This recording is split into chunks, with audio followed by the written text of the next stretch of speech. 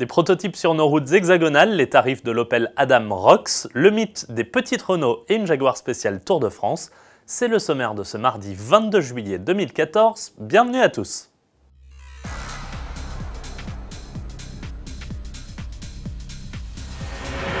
Pour débuter, partons avec vous sur les routes de France. Vous êtes de plus en plus nombreux à nous envoyer des clichés sur vos rencontres automobiles sur notre blog reporter AutoPlus, notamment avec de drôles de prototypes camouflés.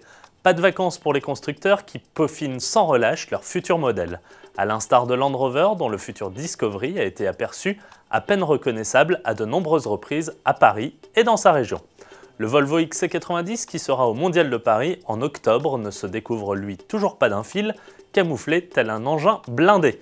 Chez Mercedes, on prépare l'arrivée de celui que l'on appelle le MLC, le futur SUV coupé rival du BMW X6, surpris ici à côté de deux ancêtres 190 SL.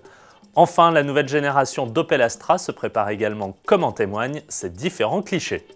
N'hésitez pas vous non plus à nous envoyer vos photos sur notre blog reporter AutoPlus. On reste chez Opel dont la nouvelle Adam Rocks est désormais disponible à la commande. L'occasion de se pencher sur les tarifs de cette citadine crossover cabriolet. Si une seule finition est proposée, elle est des plus complètes. 6 airbags, régulateur limiteur de vitesse, écran tactile, climatisation, jantes 17 pouces ou encore feu diurne à LED sont de série.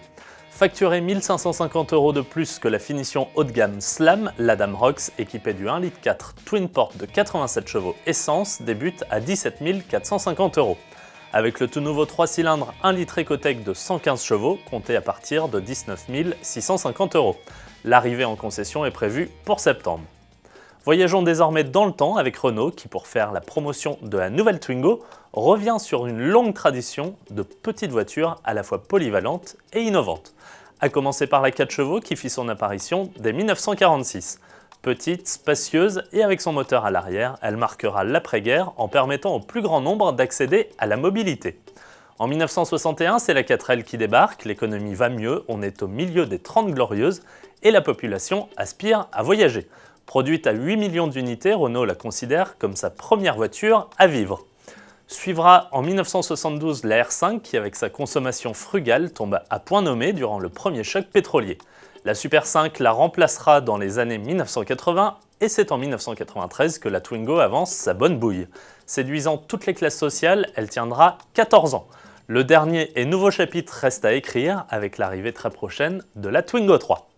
Terminons chez Jaguar qui a dévoilé une F-Type coupé unique pour le Tour de France. Partenaire de l'équipe britannique Sky, le constructeur a fait appel à son département des véhicules spéciaux SVO pour doter son coupé d'un porte-vélo sur le haillon arrière et le toit.